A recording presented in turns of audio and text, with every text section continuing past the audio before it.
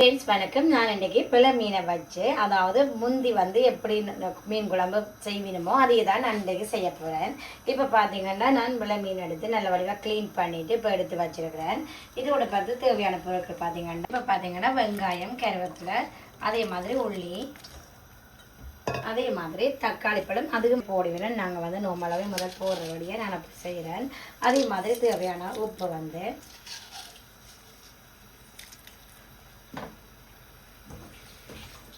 இப்போ பார்த்தீங்கன்னா அதோடு சேர்த்து ஒரு கொஞ்சம் வந்து இப்படி பெருஞ்சீரகமும் இப்படி நாங்கள் போட்டுட்டா சரியாக வந்து நல்ல வாசமாக நல்லா இருக்கும். அதே மாதிரி வெந்தயம் வந்து சேர்ப்பேன்.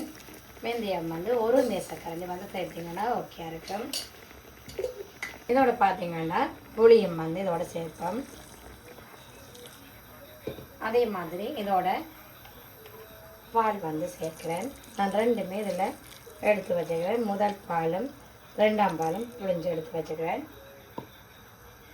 அதோட 2 மேசக்கரண்டி வந்து தோல் சேர்க்கிறேன். இது வந்து உங்களுடைய உரைப்புக்கு ஏற்ற மாதிரி வந்து நீங்கள் சேருங்க. இதை வந்து நாங்கள் மெல்லவாக இப்படி மிக்ஸ் பண்ணி விடுவோம். இதெல்லாம் நல்லா மீன் வந்து கொதிச்சு அவிஞ்சு வந்துச்சுன்னா நாங்கள் வந்து இப்படி கரண்டி வந்து வைக்கலாது. எல்லா கண் வந்து மீன் எல்லாம் கரைஞ்சிடும், உடைஞ்ச மாதிரி வந்துடும். இப்போ பார்த்தீங்கன்னா நல்ல வடிவாக அப்படி நாங்கள் மிக்ஸ் பண்ணி எடுத்தோம்னா ஓகே. வடிவாக அப்படி மிக்ஸ் பண்ணி எடுத்து போட்டு இப்போ இனி மெல்லிய நெருப்பில் வந்து 15 நிமிஷம். இப்போ பார்த்தீங்கன்னா இது ஃபைனலாக வந்து நான் இதில் கடுகு, பெருஞ்சீரகம், மிளகு, வெங்காயம், மற்ற கருவேப்பிலை, மற்றது செத்தல் மிளகாய் இதோட தாளிச்சிட்டு இப்போ ஃபைனலாக அப்படி போட்டு வைப்பினோம். இல்லாட்டி தாளித்து போடாமலும் எல்லாத்தையும் ஒரு இடையாக கூட்டியும் மீன் வந்து அப்படி வைப்பினோம். இப்போ வந்து உண்மையாகவே வடிவாக தாளித்து தான் நோமலாகவே செய்யணும். அப்படியே ஒரு டைப்பில் ஃபிஷ் கறி வைக்கலாம். இப்போ பார்த்தீங்கன்னா ஃப்ரெண்ட்ஸ் நான் அதோடு சேர்த்து இப்போ வந்து கேரட் வந்து வர செய்ய போகிறேன். கேரட் வந்து ஒரு 3 பெரிய கேரட் எடுத்து ஸ்ட்ரீட் பண்ணி வச்சுருக்கிறேன். அதில் பார்த்தீங்கன்னா பெரிய வெங்காயம் 1 எடுத்து கட் பண்ணி வச்சுருக்கேன். அதோட ஒரு 5-6 ஒரு உள்ளி வந்து எடுத்து கட் பண்ணி வச்சுக்கேன். அதே மாதிரி கருவேப்பிலை, பச்சை மிளகாயம் வந்து இப்படி நீள வாக்கில் கட் பண்ணி வச்சுக்கேன். தேங்காய்ப்பு வந்து எடுத்து வச்சுருக்கிறேன்.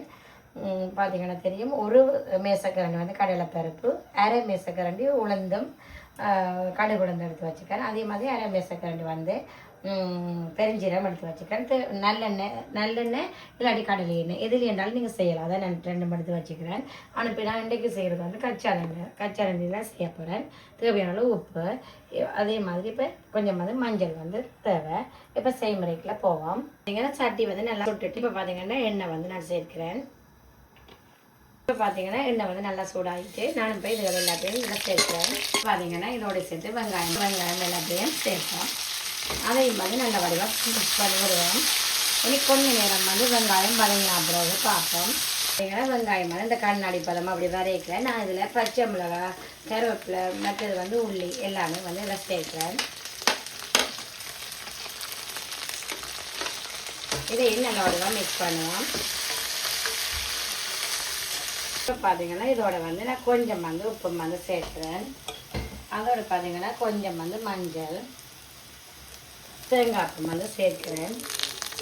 மஞ்சள், தேங்காய்ப்பு எல்லாம் வந்து இதில் மிக்ஸ் பண்ணுறேன். இதோட பார்த்தீங்கன்னா நான் கேரட் எல்லாத்தையும் இதில் ஆட் பண்ணுறேன்.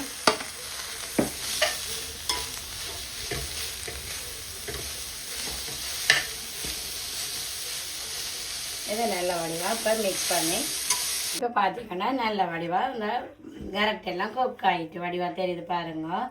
இதே மாதிரி இன்னும் கொஞ்சம் நேரம் தாங்க மெல்லிய நெருப்பில் விட்டுட்டு இதை வந்து ஒரு பவுலில் சேஞ்ச் பண்ணிவிட்டு பார்த்தீங்கன்னா இந்தியன் லஞ்ச் வந்து இதுதான்.